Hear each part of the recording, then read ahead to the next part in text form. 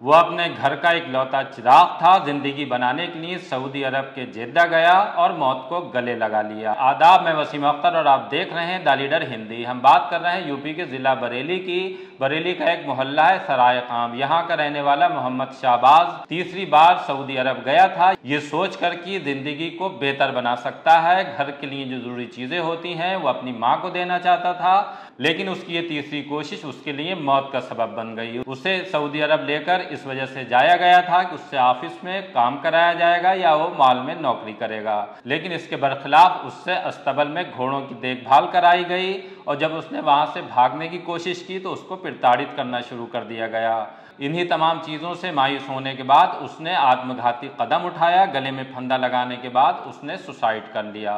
वह अपनी माँ का इकलौता बेटा था और उसकी माँ उसके आखिरी दीदार को तड़प उठी। मामला सऊदी अरब के कानूनी दाव पेंच में उलझा और उसके जनाजे को देने से इनकार कर दिया गया। तब शाहबाज के एक रिश्तेदार जो फतेहगंज पश्चिमी में रहते हैं और वो सऊदी अरब में नौकरी करते हैं, उनका नाम सिद्दीक है, उन्होंने वहां कोशिशें की, भारतीय दूतावास में संपर्क किया और दूतावास के एक अधिकारी मोहम्मद शाहिद आलम से बात की। मोहम्मद शाहिद आलम ने उनकी लीक से हटकर मदद की और अपने पास से 1.5 लाख रुपया भी खर्च किया। किसी तरह वो जनाजा भारत भेजने में कामयाब हो गए, लेकिन इसमें 2 माह लग गए। मार्च में मोहम्मद शाहबाज ने जेद्दा में सुसाइड किया, लेकिन जनाजा अब 2 दिन पहले ही बरेली पहुंचा है। तब तक रोते रोते उसकी मां मीना के आंसू भी सूख चुके थे। वो दुख जताने आने वाले हर शख्स से यही सवाल कर रही हैं कि अब किसके सहारे जिएंगी। उनकी जिंदगी ही उनके बेटे की शक्ल में खत्म हो चुकी है। जद्दा में हुआ था हादसा, ये उसको काम पता नहीं कपिल ने कौन सा दिया था, उसके दिल को बर्दाश्त नहीं हुई, पता नहीं, अल्लाह मालूम। 3 महीने से ही करा हमने काम, 3 महीने से 2-3-4 दिन बढ़ती गुजरे। फ़ोन करा, मुझे काम अच्छा नहीं देता है, कमाल करता है, पता नहीं हादसा उनने किस तरह दवाओं में करा या किसी ने करा, ये कोई पता नहीं है। अभी क्या करा आपने, सुसाइड अपने आप को करा है या कुछ पता ही नहीं चल रहा है, अपने आप ख़त्म हुआ है या किसी ने दबाव दिया, उसको धमकाया डराया तो अपना आप लगाई ने फांसी। क्या बताऊं बेटा, मैं अपनी कहानी, एक जरिया मेरा था जीने का, वही छिन गया मेरा।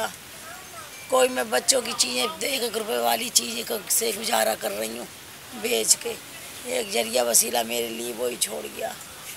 कोई जरिया नहीं है मेरा सिवा शाहबाज के अलावा, जिन्होंने मेरी मदद करी शाहबाज को बुलवाने की। अगर हम शाहबाज की बात करें तो उसकी कहानी बहुत ही दर्दनाक है और झकझोर देती है। शाहबाज जब 1.5 साल के ही थे तो उनके वालिद अफजाल का इंतकाल हो गया।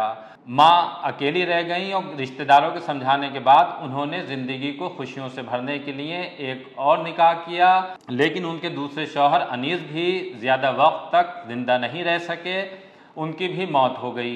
तब माँ बेटे एक बार फिर अकेले हो गए। आर्थिक तंगी के सबब शाहबाज ज़्यादा पढ़ भी नहीं पाए, लेकिन बड़ा होने के बाद उन्होंने सोचा कि अपनी माँ के दामन को खुशियों से भर देंगे। इस कोशिश में वो सऊदी अरब गए। 2 बार लगातार जाने के बाद जब उन्हें कामयाबी नहीं मिली, उनसे जो तय किया जाता था वो काम नहीं कराया गया, तो वापस लौट आए। तीसरी बार अपने दोस्तों के समझाने के बाद वो फिर गए थे, ये सोचकर कि इस बार शायद उनकी किस्मत उनका साथ देगी, लेकिन तीसरी बार उनका जाना उनकी ज़िंदगी छिनने का सबब बन गया। मोहम्मद शाहबाज की अगर हम बात करें तो सुनहरे ख्वाब सजाकर न जाने कितने नौजवान इसी तरह से विदेशों में जाकर अपनी जान गंवा देते हैं और शाहबाज के साथ भी ऐसा ही हुआ है।